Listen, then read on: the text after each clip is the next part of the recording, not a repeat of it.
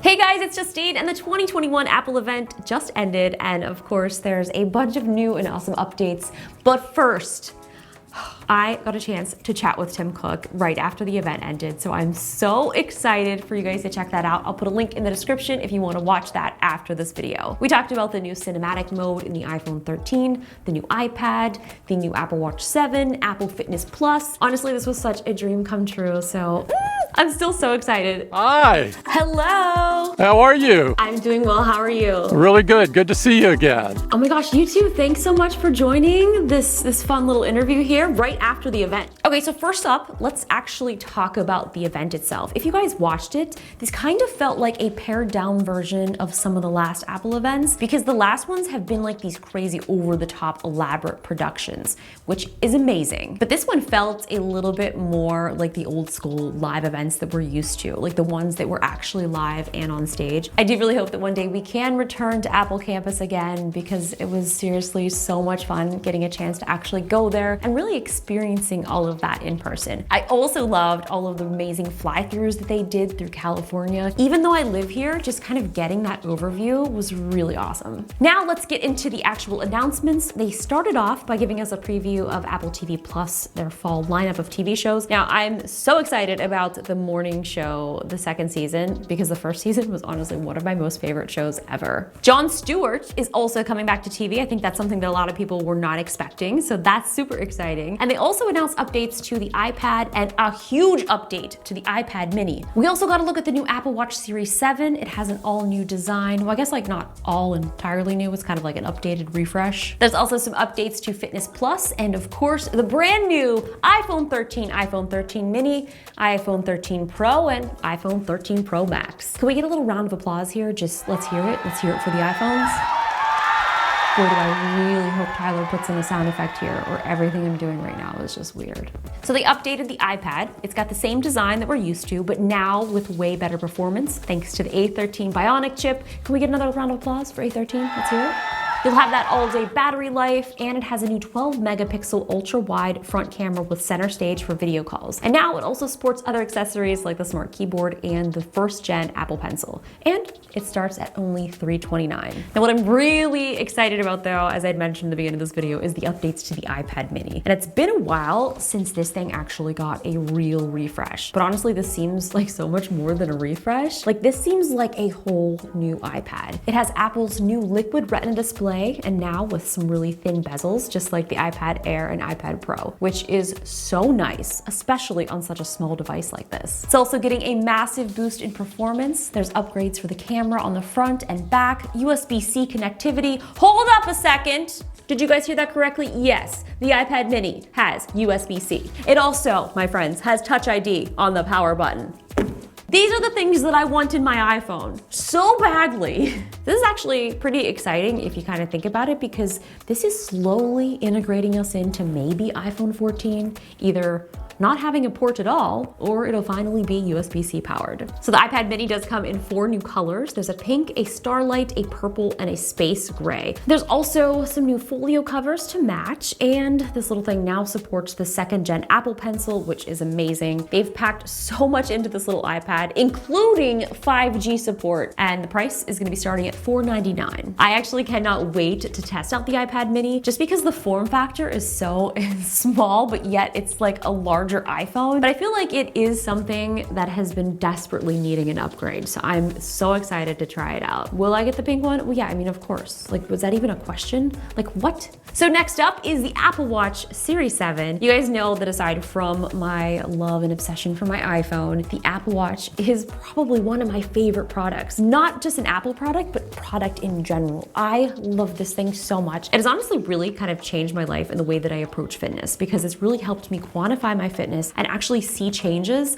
as I'm progressing through my fitness. So I'm always very excited to see what the next version is gonna bring. This one is more focusing on some design upgrades. It has an always-on retina display with 20% more screen area than the Series 6. It's got a thinner border, which is gonna allow for some really awesome UI changes to give you more space for content on the watch face. There's even going to be a full keyboard in the Apple Watch now. Like, just think about that. You're gonna have a full keyboard right here on your wrist. In addition to the design updates, there's also new support for cycling and bike fall detection. I actually started riding a bike a lot more over the last few years, so I'm very excited to test this out. It's got some enhanced dust and water resistance now, and stronger crack-resistant front crystal. It comes in some new aluminum case finishes. There's a midnight, starlight, a green, a new blue, and a product red. Pricing is starting at $3.99 and will ship in the fall. I have a question. When is fall? Like, is this early fall? Like, what is the first day of fall? Is this like, what are we talking here? Are we talking like spooky season? When is fall? Fall begins on September 22nd and ends December 20th. Like, are we talking early fall?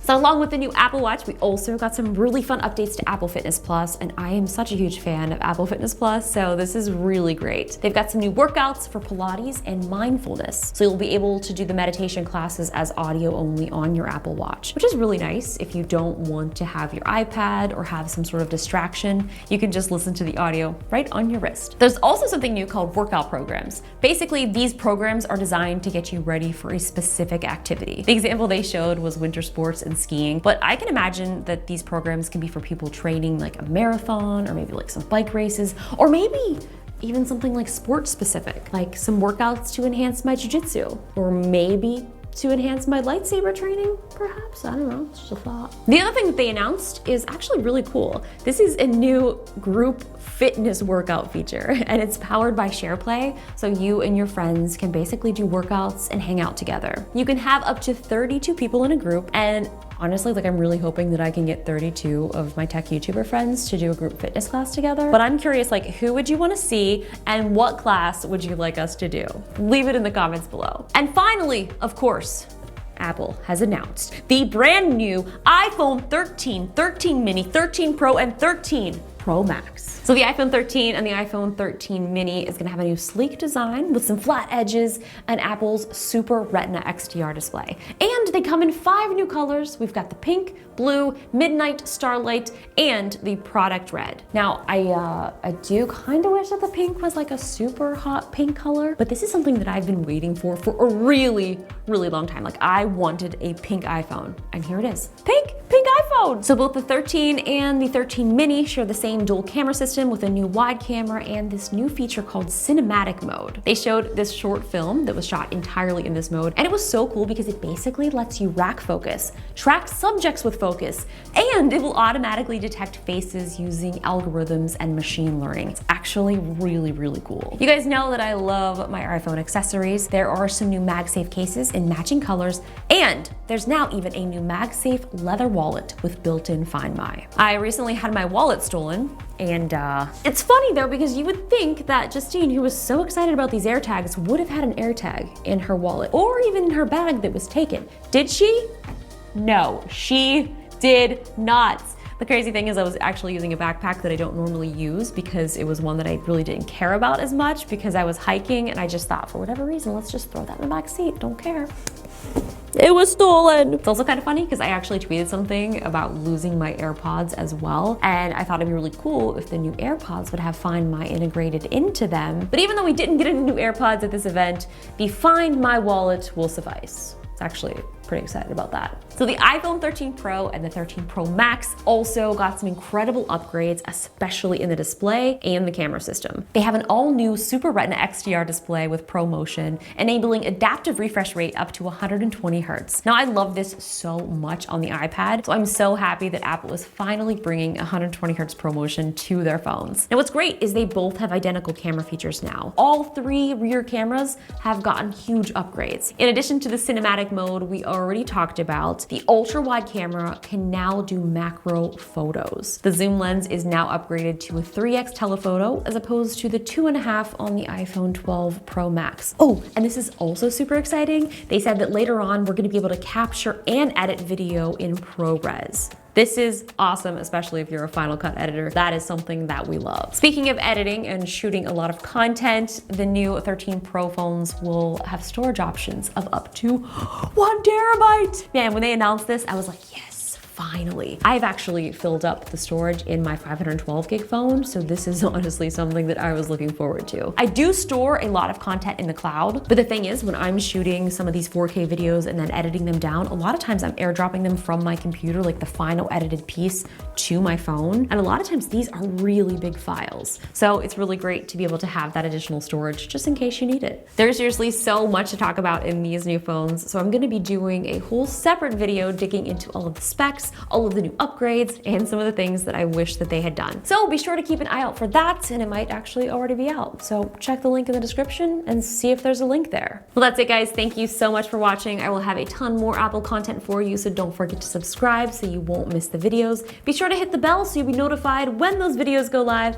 and like this video and leave me some comments below and let me know what you would like me to test out when I actually do get the phones in hand. I'll see you guys in the next video. Bye!